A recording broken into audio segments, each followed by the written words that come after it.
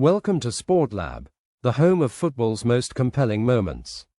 Today, we're diving into Manchester City's emotional 3-2 victory over Bournemouth, a match that marked Kevin De Bruyne's final dance at the Etihad and a massive step toward Champions League redemption. Let's get into it. Can you sum up your emotions right now on this, your final home game as a Man City player? A bit weird. I don't know. It's been unbelievable, you know, to have the 10 years that I had with everything that happened over here. It's been an unbelievable ride. It's been an absolute pleasure, and I don't know. It is difficult to sum up. Jamie, you're going to need to come near. Yeah, Kevin hasn't got the earpieces. We've had so many amazing moments in this club with the fans, great goals, assists. How do you want to be remembered by these fans? Well, I think we spoke. I want to bring joy to people, play offensive football, creative. This is what I am on the pitch.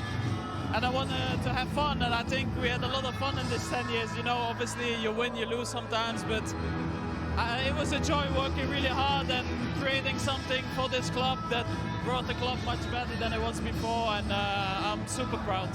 Talking about fun, we've got to talk about your chants. Oh my Terrible. God. Terrible. I mean, You can't do that, Micah.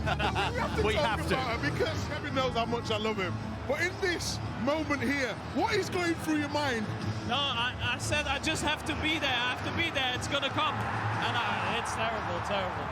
In fairness, though, there was a little bobble and you did kick your other foot. So I am giving you a little excuse. There's no excuses. There's no excuses. He's not having it, Micah.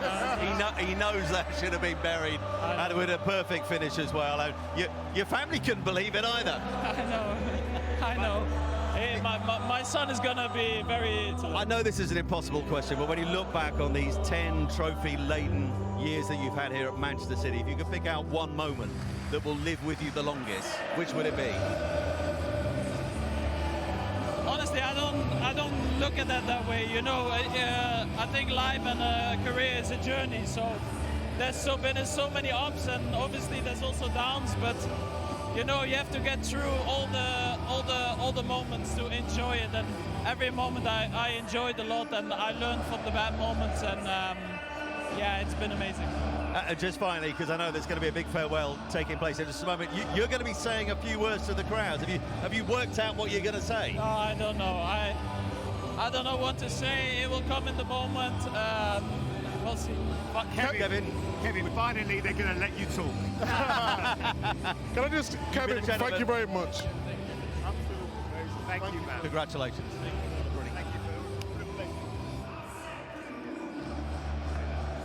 It'll be absolutely fascinating to see Micah exactly what he does going to say to this crowd that has stayed here en masse to bid their own farewell to Kevin De Bruyne as the mic gets thrown into our floor manager, Femi. Brilliantly caught, by the way, Femi. Just come over here, lads. It's amazing you can hear anything because it's a huge atmosphere, understandably here. What do you think he will say? Because he's maybe not as comfortable in front of the mic as he is out on a pitch, understand? Well, he lets his football do the talking, exactly. You know. He's such a shy character, but I've been meeting him over the years and seeing how humble he is and how great a player he is. It's just a joy to see, really. He deserved his send-off. Everyone who's played with him speaks highly of him, and to do what he's done in the Premier League is just sensational. And I love the fact that he was totally honest in terms of the standards he set season on season here at City. He was having none of the bobble, Jamie, for that miss. No. He knows he should have buried it. You know, of course he does, but I'm just going to remember all the great things and the assists and the goals and the joy and the things that he's done that made us all just go, wow, what a footballer Kevin De Bruyne is. He has brought so much enjoyment. The amount of times I've watched games of his and I've stopped it and I've said to my son, just watch this. If you want to one day be a footballer, just watch what this guy does, because he takes risks with his pass. He makes the game look so easy and effortless when others really struggle to, and it's the joy. And we're going to miss him. We really are. Well, maybe we won't. Who knows? He might still be in the Premier League next season. We never know. But we definitely, you know, to not see him in a Manchester City shirt will feel quite strange wherever he does go and play, because he's still got a lot to offer, Micah, hasn't he? Yeah, I totally agree with that. And I've said that. I think he could have definitely done one more year, but maybe him and the club thought it was the right time to go. I mean, I've said many times, personally, I would have loved to see him stay because I think he can still deliver at the highest level. Well, let's put into context in terms of what the result means going into the final day on Sunday. Manchester City away at Fulham, where they have a terrific record against Fulham, 14 Premier League wins in a row. So that win takes them up into third. It takes them up to 68 points, 2 points ahead of Newcastle and Chelsea and Aston Villa. And it means a point should be enough on Sunday because of their superior goal difference. In terms of Bournemouth, well, it keeps them 11th and it ends their slim hopes they had coming into tonight of perhaps grabbing 8th on the final day and making into Europe if results and finishes had gone their way. Crystal Palace have had a terrific win tonight at home to Wolves. No hangover from the FA Cup final win. 4-2 winners tonight at home to Wolves. That final game on Sunday away at Fulham. And a guard of honour in the darkness is about to erupt into light at Etihad. Kevin De Bruyne coming out with his wife Michelle, his 3 children who watch. So unique, and that's why I love watching him so much. So unique, the players, the squad members, behind the scenes staff as well, all making up the guard of honour. Let's hand over to Natalie Pike.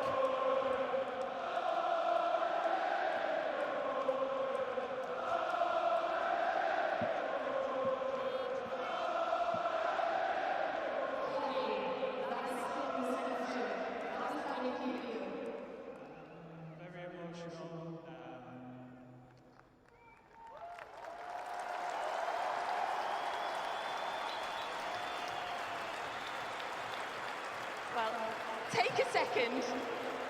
Before we have a chat, there was a lot of people that wanted to congratulate you on all of your achievements at this club. So take a look at the big screens.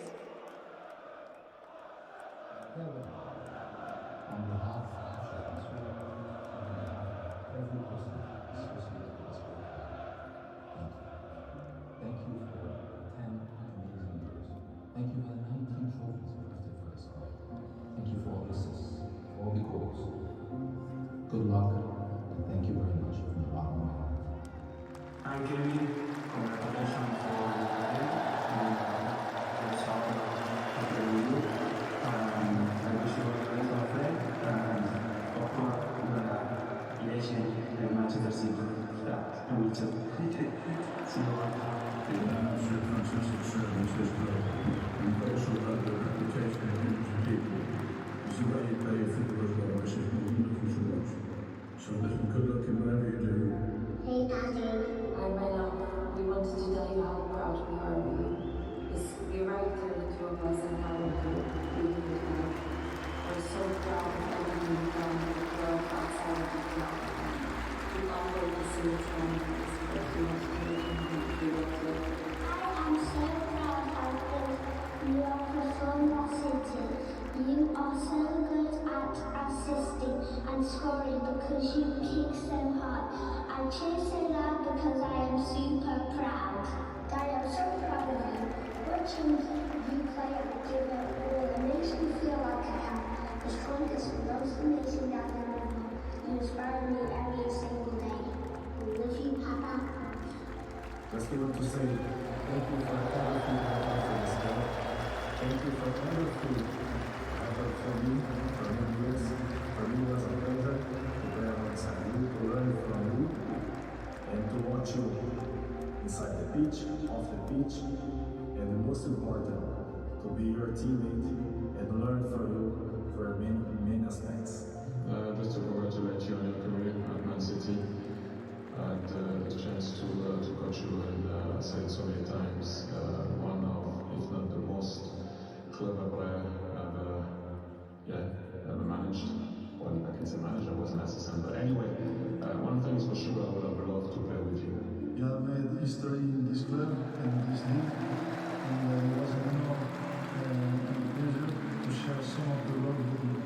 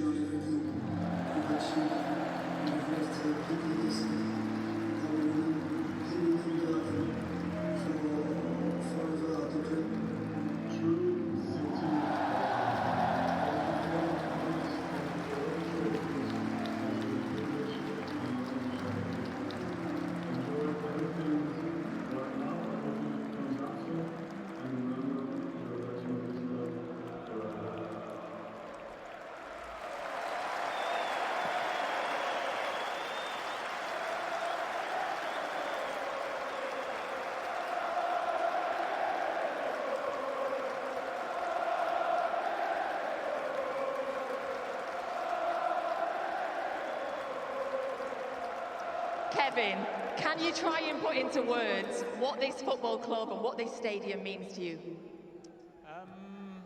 Manchester is home. Manchester is where these little kids are born. I came here with my wife Michelle to stay for a long time. Didn't expect to be here 10 years to do what we have done as a club, supporters, my teammates. We've won everything. We made the city, the club bigger, and now they're gonna take over. Are you proud not only of the legacy that you're leaving behind in terms of trophies, but in the way that you have played the game? I wanted to play with creativity. I wanted to play with passion. I wanted to enjoy football, and I hoped, and I think everybody enjoyed it. And this.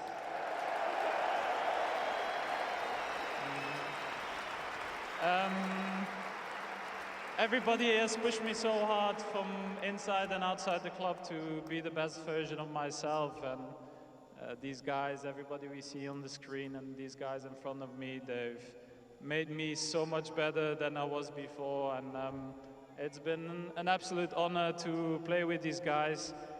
I've made so many friends for life, and you know, we all together. We'll be back for sure soon, whenever. Kevin, we've enjoyed it and more. You've been the heartbeat of this team. We thank you endlessly. How do you hope these fans here remember you? No, like I said, with joy. You know, this team tries to entertain people and win. This team works incredible hard, everybody behind the scenes and on the pitch.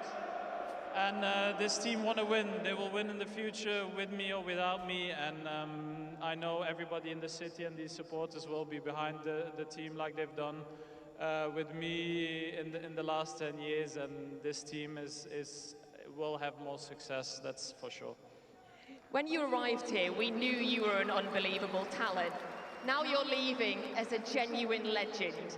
Did you ever dream of how well it would go? You just want to do well and win, and then when you win, you want to win more, and you want to push the city. And you know, we have had 5-6 parades. That's been incredible. You know, to witness everything that goes around in the city, and with all the moments with these teammates, there's too many to count. It's been an absolute pleasure. What have the fans meant to you throughout those nearly 10 years, during the lows and during the highs? What have the fans meant? No, they've been so welcome from the beginning, and then I don't know how to explain it, to have almost a full stadium. You know, supporting my family and me says everything. Who can have 50,000 people just waiting for you to say goodbye? You know, it's undescribable, and thank you very much.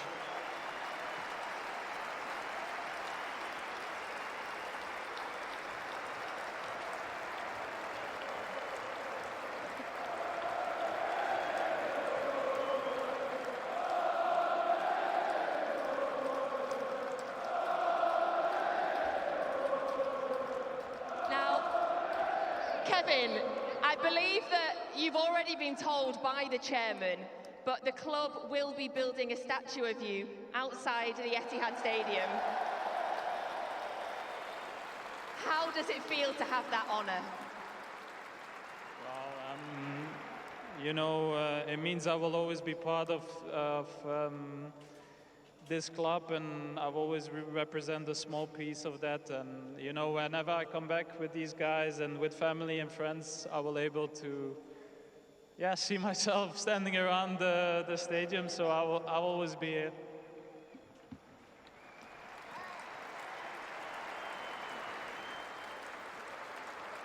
Now, we have some presentations, some gifts that we would like to give you.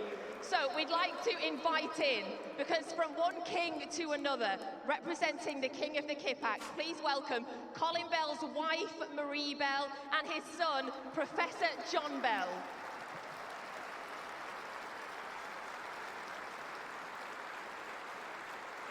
present you with some gifts from the club for you to remember us by.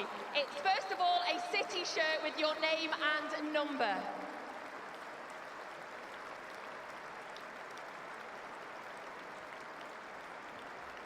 Also, as you're such a blue, we're of course presenting Kevin with his very own season card for life. It's in one heck of a row. He's next to Zaba, Yaya, David, Ferner, Vinny and Sergio.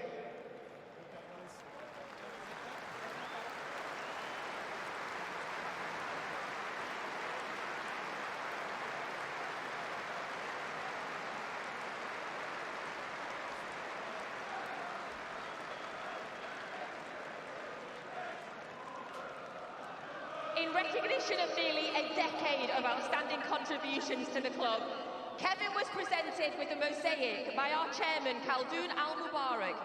The mosaic has been installed at the City Football Academy next to a road that will now bear Kevin's name, the Kevin De Bruyne Crescent.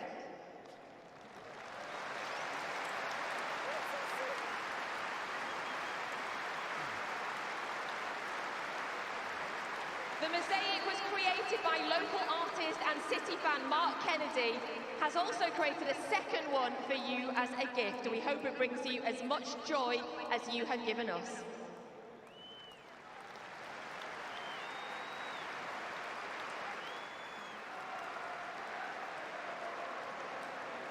There has also been a mural painted on Thomas Street in the Northern Quarter, and it will be there for all City fans to go and see until the 28th of May.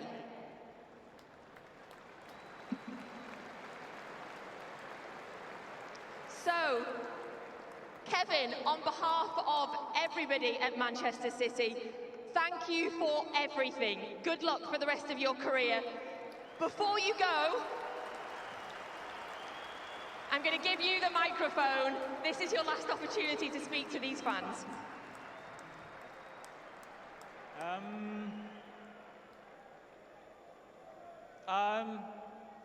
I think the best way to describe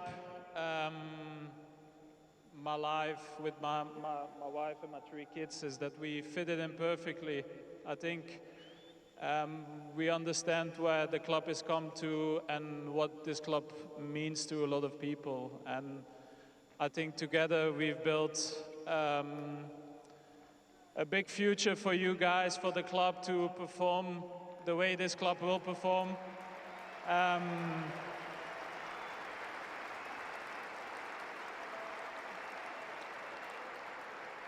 I know there's been a bit of a tough year for us, but I think this team deserves all the support from you guys. I know they're pushing really hard, and this team will be back next year fighting for all the titles, so they deserve this.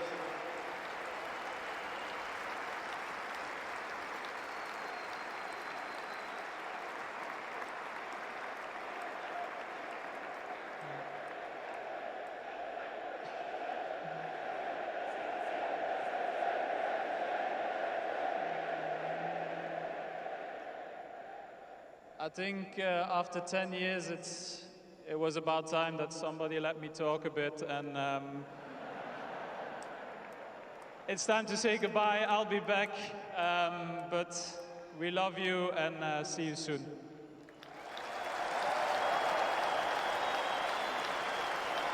Thank you, Kevin. Thank you endlessly, always, for everything. So Kevin De Bruyne, club captain, will now lead the team off for the lap of appreciation.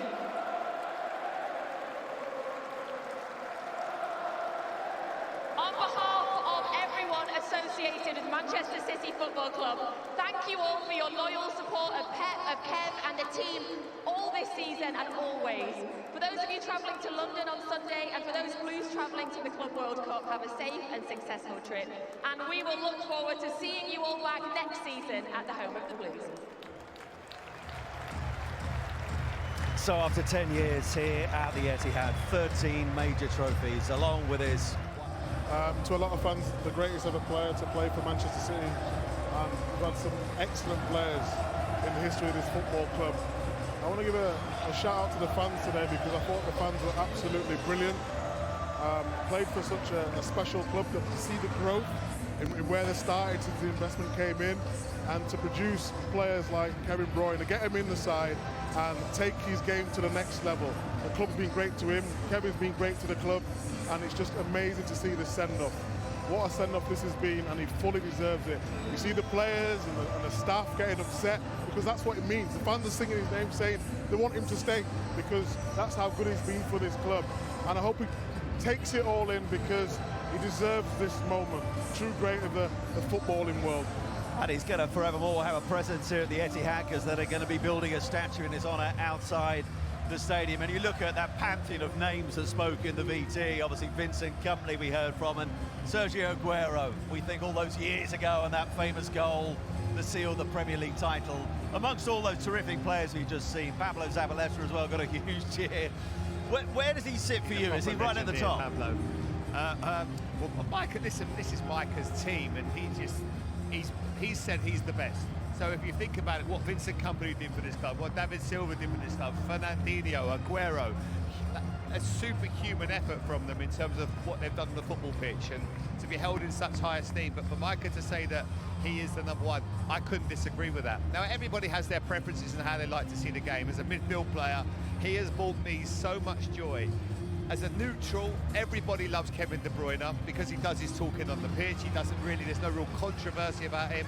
I think every single football fan thinks what a player that guy is. I think even when he goes to away stadiums, people applaud him because of the things he does. And the fans here have been so fortunate to be able to watch him for the last 10 years. It's been a true joy. Some of the moments, the magic moments that he's brought them all. You played him in midfield, Jamie, but what makes him so special? I just think he's so different, Micah, and that's what I love about him, because there's midfield players that have some attributes, that are maybe great strikers of the ball, maybe, they can finish well, maybe others are good defensively. He has bits of everyone. I said it right at the top of the show, he can do sort of things like Dennis Bergkamp.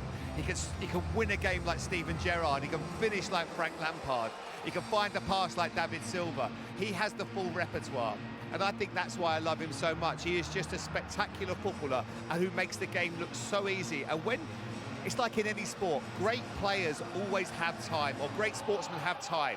Boxers, they find that extra time. A golfer, when you see someone swing a golf club. When Kevin De Bruyne has the ball, it's like time stands still. And that's why I love him so much. So Micah, if you were charged with building the perfect attacking midfielder, yes, how close to perfection is he? Well, yeah, I mean, no player is perfection, but he's close to it. I mean, the assists speak for themselves, the passes speak for themselves, the work rate. Let's not forget the work rate that he puts into this team. I know the last couple of seasons might not have the same energy as previously, but in terms of the way he presses, his numbers were absolutely ridiculous a couple of seasons ago. Injuries have hampered him a little bit, but yeah, he's very close to being. And he had one unique attribute that not many midfielders possess. Steven Gerrard had it in its pace. Yeah. It's real, genuine speed off the mark. He can get away from people. He can cover the length of a pitch. Yaya Toure had it. Not many midfielders, and that's what's so terrifying, that aspect of his game. So he was so complete. In the way that he conducted himself there, and that's really emotional for him, because he's not the sort of guy, he's the most unassuming superstar you'll ever wish to meet, but he did it in such a nice way, Micah, didn't he? Yeah. And the thing is, Micah, as well, I mentioned that chant from behind us, we want you to stay, understandable, but there does feel, despite all these wonderful scenes we're watching and the tributes that have been paid, there does feel like an air of reluctance about his departure at this stage in his career. He's 33 years of age. Do you feel he still had something to give this City side? 100%, without doubt. He's still got loads to offer. I think I could see him in a deeper role. Maybe still not the pressing numbers that he had, but in terms of on the ball, and the thing is with Manchester City, they dominate the ball all the time anyway. Here we go, look, he this can is nice. Literally do exactly. Oh, what's happening here? The bomb's going on up Yeah, he thought he was going down the tunnel, but now he's been lofted up in the air. They did that when Michael was here, but they dropped him. On purpose. Was it your last game of the Community Shield? It was, yeah. Sorry. Well, what a way to finish, and it's great to see Rodri back in there, return today after nearly 8 months out. But this night belongs to Kevin De Bruyne, who in his final home game here at the Etihad for City has contributed to them getting that win that puts them on the cusp of a 15th consecutive Champions League qualification. But right now, Jamie, they'll focus on that at the weekend. It's about one man. He's going to miss his mates as well, because you've gone into this dressing room for the last 10 years, every single day, the same drive, you know, into that car park, probably the same car parking space. You walk in, you see all your mates, you go and have a chat with the kit men, all the people that do all the little bits and pieces. You have your lunch, all those lovely people behind the scenes that we very rarely get spoken about, that are so admired at the football club. He is going to miss that as much as anything, you know. So it's going to be so different for him. I can't wait to see what his next move is. It's going to be fascinating, because I'm sure I'll be amazed if there's not a few Premier League clubs. Obviously, a lot won't be able to afford him. Maybe thinking, you know what, I'll have him for a couple of years. He can still do a bit for me. You mentioned he might go into a deeper role. Remember, Steven Gerrard did it, very close to winning the Champions League in that role. He is still such a great player. So might we see him, Mike, still in the Premier League next season? What's your hunch? He'll have suitors for sure. A player of his quality doesn't come round along all the time. I'm just so sad, you know, speaking from my personal view, to let this sort of player leave on a free, it just doesn't seem right. He's got so much more to offer for this football club, but they made a decision. It's not meant to be, and I hope wherever he goes and does exactly what he's been doing for the last 10 years. And you put that question to him yesterday, didn't you? I asked him yesterday, and I said, you know, what's next? What do you think? And he said, maybe the Premier League. He said, look, I don't know. He didn't. There wasn't a categoric absolutely not. So who knows? Because, you know, he's not only a great player. Of course, he'll have an ego as well that he wants to. This is brilliant. Himself. A guard of honour onto the pitch, and now a guard of honour off the pitch. He takes his three kids, Mason, Rome, and Suri, and of course his wife Michelle, down that Etihad tunnel as a Manchester City player for the final time. There's footballers and there's legends. Yeah. And he's a legend. Absolute legend of this football club and a legend of the Premier League. Superstar, absolute superstar. He's going to be missed. He has been, but in terms of his City career here at the Etihad, the curtain is coming down. The masses here have bid their final farewell to Kevin De Bruyne. It's on to West London and the final day on Sunday for that game against Fulham. But here at the Etihad, for one of the very, very finest the Premier League has ever seen, it's goodbye Kevin for one final time here at the Etihad.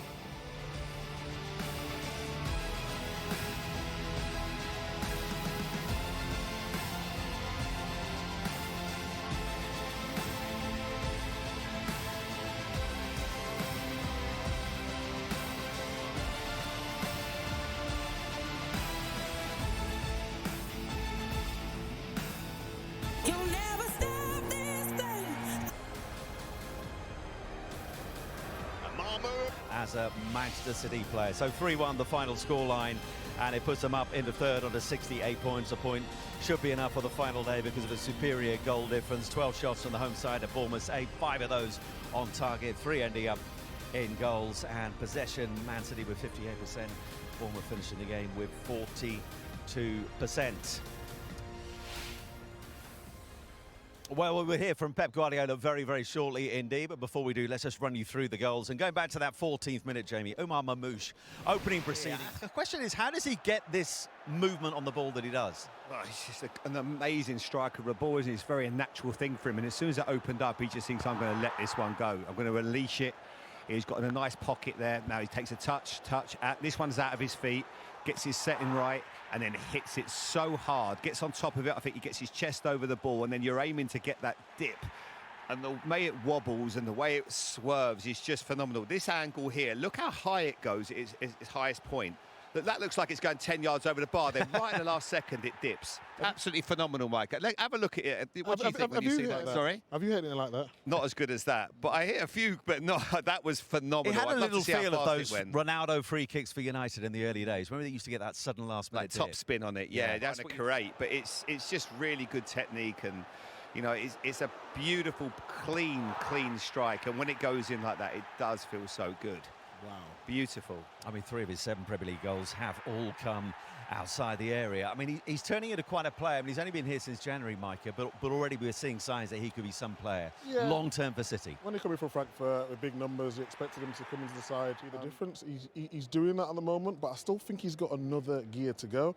I think when I'm watching Mamouche, sometimes I don't know if he's a number 10, if he wants to play on the wide, if he wants to play Where do you left think or he right. wants to play?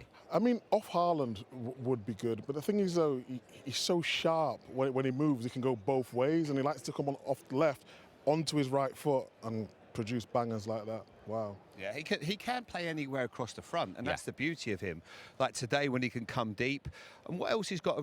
There's a great work ethic about his game. When he loses the ball, he's the first one to go and chase it.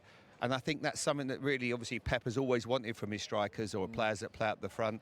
And he's very versatile. He could play in the 10, he could play in one of the wide areas. The hardest thing, obviously, if he wants to be a number 9, is getting ahead of Erling Haaland. But make no mistake, next year, and he's had a really good start to his Manchester City career, but not many players come in and hit the ground running like he has. I think about Suarez a few years ago at Liverpool. But next year, he's going to be an absolute star. He's going to get bundles of goals, assists, you know, and especially when they get like Rodri back in that midfield, he is going to have, you know, especially, I think players that can shoot from distance, I just encourage it. It makes everybody's day talking about that from, you know, and people have they sometimes get a bit shy about shooting from distance. It's a great thing to see.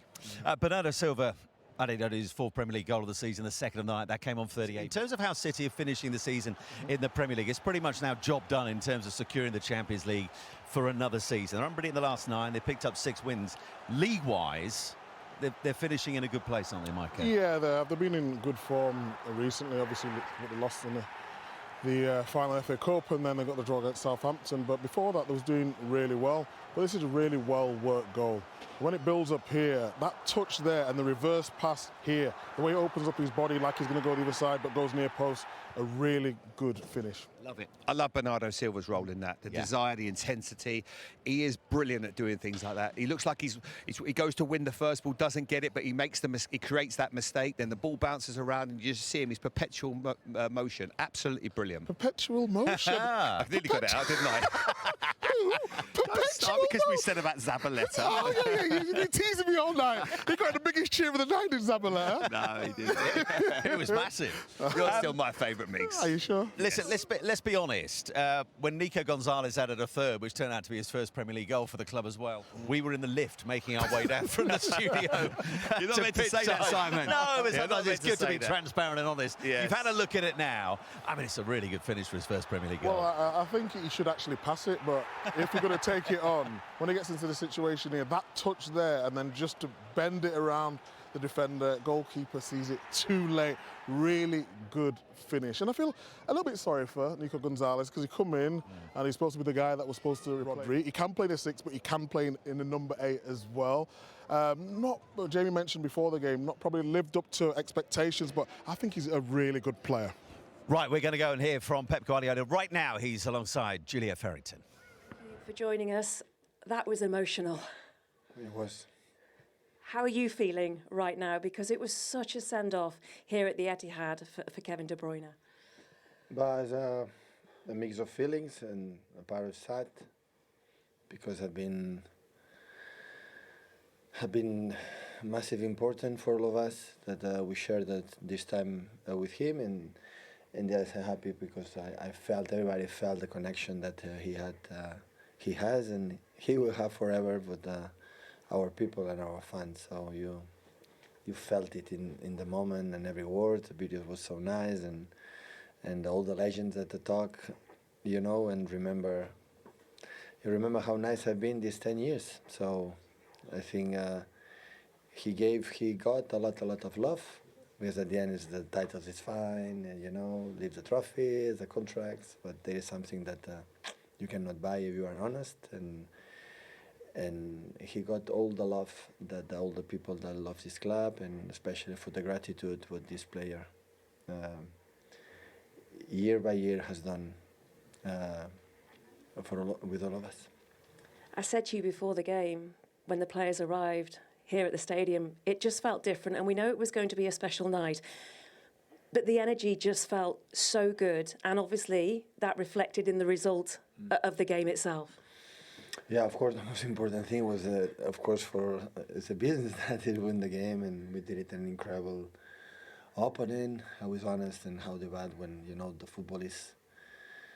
They would destroy us in the Premier League in the first leg. Man City for as well. So the games always are good. They have chance. It was his day, and we want to win for him. Of course, he wanted for us, but the vibes that we had told since we arrived was there. Can I ask then, how difficult was it to bring him off? The substitution you made after the sending off as well. Did you mean to do it at that point, or did you just want to keep him on the pitch for longer than you could? Yeah, of course that, but after send off, but again, I remember at the beginning of the season that we give away a lot of goals, a lot of actions. Still, we have to improve many things, but I cannot forget he played 100 minutes 3 days ago. It was so demanding, the game we played in Wembley, and the situation 10 against 11, I prefer. So I was a little bit, it was a pity, the incredible chance that he had to score a goal will be the cherries and the cake. He almost did it. Yeah, almost did. I remember this action in the first season with 1-0 up against Chelsea after Antonio Conte, and after we were champion. One quite similar action, a cross, and was finally put in the bar and went out. I remember immediately when it happened. Was I think was second season of him, our first season together. And look, after 9 years, it happened quite similar. There were some good goals tonight, 3. One of them by Mini Rodri, with Nico, as you called him when he first arrived, but with Rodri on the pitch as well. Mm-hmm. You had him back. Pep, there's so many storylines tonight. Yeah, it's a good news. Nico is a fantastic guy. I think he play holding midfielder, he can play more in front, make a fantastic goal, and of course the good news as well that Rodri for 5-10 minutes, being back. Still is long, way to come, so still is need month yet, but it's important that the first step he did it. Lastly, Pep, again, thank you for your time, but you're very much now in the driving seat for a Champions League place next season. Just the point in your final game. Yeah, it's a pity. It's a pity that in Southampton we could not collect the points, that we didn't play magnificent, I would say, especially in first half, but we played much better. We could not score, and now we'll be already done. They still have a lot of job to do, to celebrate it, okay, relax, but on Sunday we have a tough opening. So Marco Silva teams in the last years always were struggling incredible here and away. But yeah, we go there to win, to take the point that we need to next season be in the Champions League. Pep, thank you. Good luck on Sunday. Thank you. Thank you.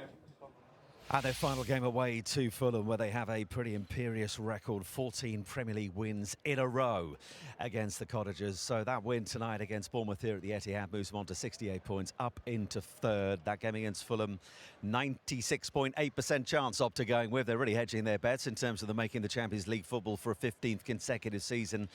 Then comes Newcastle. They're at home to Everton, but the fascinating game in terms of who grabs that final 5th Champions League spot is that game between Nottingham Forest, who sit on 65 points, 1 point behind Aston Villa and Chelsea. Aston Villa away to Manchester United, but Chelsea travelling to the City ground.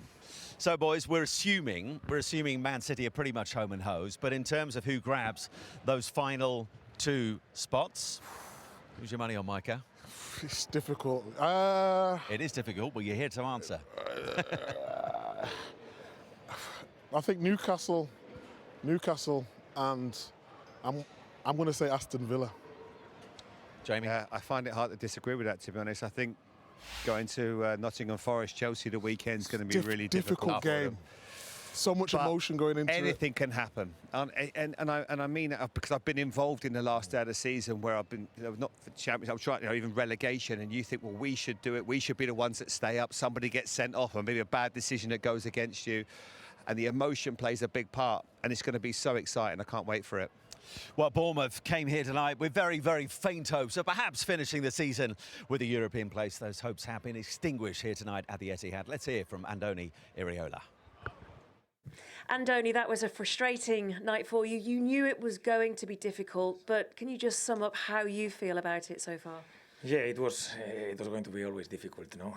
City at home, last game of the season. You could see straight away, no, that they needed this win, and I think they started really strong. First goal, I don't know if it's goal of the season, but it's an amazing goal. I don't think we can blame anyone. It's a hell of a goal. And then they were overall, I think, better than us in the first half. I think we improved a lot in the second half. I think we were having more the ball, creating more chances. But probably when we had the chance, against 10, we've made another mistake.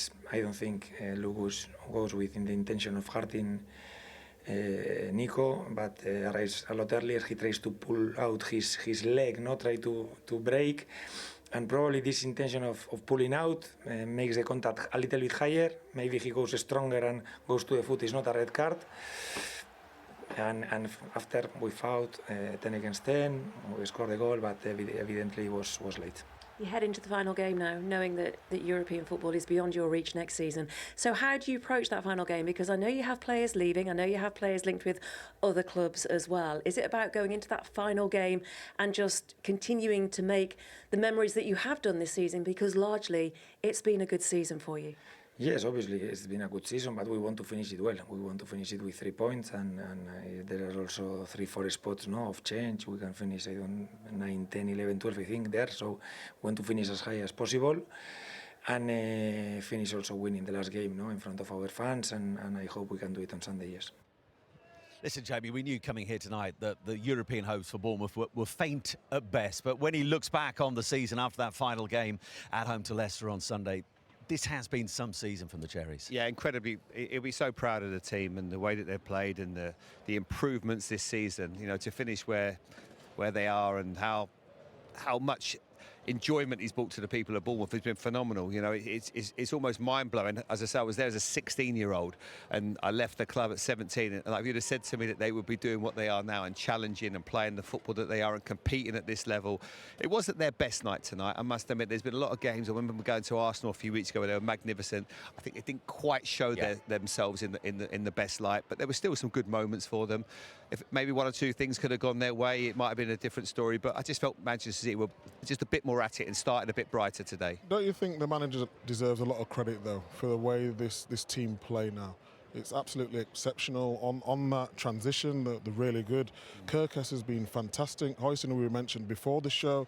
Even the likes of Ceremonial, how he's improved his game as well. Evan Nilsson's been brilliant. Cliver, we've not mentioned all night. They've got some really good players, and the manager is getting the best out of them. Had a few injuries as well. Christie being out, it's a blow for them in midfield. He makes such a difference. So, yeah, it's really tough. And I'm interested to see how it ends up for him, because there'll be so many clubs looking at him and thinking, well, he could take our club to the next level. You can see what he's done at Bournemouth. He could do it with a bigger club, and that's no disrespect. Apart from the De Bruyne miss, which would have crowned it off nicely, it was the only other blot on City's night. That mix-up that allowed Jefferson in for his first Premier League goal. Yeah, well, I think Bournemouth had some good counter-attacks, and that's what they do. I mean, it's a mistake there. It's a bad pass, but you've got to take your chance. Gets a little bit of luck, Jefferson, but that's what you need in terms of...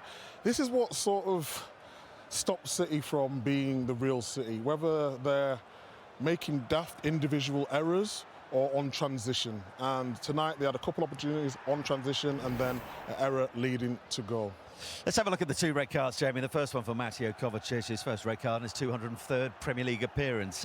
Was it a fairly easy one for the referee, Thomas Bramall? Do you know, it was almost a mirror image of the one early in the season with Saliba and even Nilsson, and he's definitely going to be denying a goal-scoring opportunity. You can see that even Nilsson's free. There's at least 5-6 yards between him and the other defenders. So yeah, I think they've got it right. Yeah, Kovacic is, it's one of those. Right decision. And only 6 minutes and 7 seconds later, and things were equalled up. I mean, Andoni Raiola didn't think Lewis Cook should have been shown the 3rd career red card and his 2nd for Bournemouth. What was your take on it, Micah? It's a hard one. I think the way he goes in there, it's just that it's high. It's dangerous, so I understand, but he actually tries to pull out last minute, which maybe, you can see he's trying to pull his leg out, but it is high and it is dangerous. Ground, isn't he? That's the kind of thing they're going to be looking at. Correct, yeah, and he could break his leg there, so I understand why it's a red card. VAR would say that's serious foul play, and the only thing I will say is when you... in that kind of tackle, if you keep your leg straight and keep it there, that's a lot more dangerous. What he does, his leg is straight, but then as soon as he makes the impact, then he bends it. I don't know if we can see that again, but so that for me is where it's not necessarily a leg-breaking tackle. You know, you just see it here. Look, it isn't great, and I'm not trying to defend him, but there he just takes it away. You know, his right leg. So. It's one of the... But what frustrates people look on and think, well, where's he supposed to go? Yeah, look, watch his right leg now. As he makes the contact, it's straight, and then he just takes it back straight away. Exactly, Look, it probably, in this current climate, I would say it is a red. You know, and Antonio said, I think it was that went against him again in the Aston Villa one with Mings. He felt that was an elbow. So there's been a couple of things that might have gone your way, might not have gone your way, but that one, I feel, was probably just about a red. Well, it's not just been a night of... After a crushing FA Cup final defeat to Crystal Palace, City's season was hanging by a thread. With one league game remaining, nothing less than a win would do if they were to keep their Champions League hopes alive. Enter Bournemouth, hungry for their own shot at European football, and ready to spoil the party. But above it all, it was Kevin De Bruyne's last home game. And Etihad faithful showed up to say goodbye to one of the club's greatest ever players. Bournemouth struck first, and it was a stunner. Omar Marmoush let fly from 30 yards out, a rocket off the post and in. A goal of the season contender to silence the home crowd. But City responded. De Bruyne had a golden chance to level the score after Marmoush squared the ball across an open net, but somehow, someway, he hit the bar from 2 yards out. The crowd couldn't believe it. Neither could Pep. Luckily for City, Bernardo Silva poked home the equalizer shortly after, calming nerves and restoring momentum. Even with Rodri making his long-awaited return from injury, the first since September, City looked shaky at the back. Evanilson nearly punished him again, stretching to redirect a cross that smacked the post.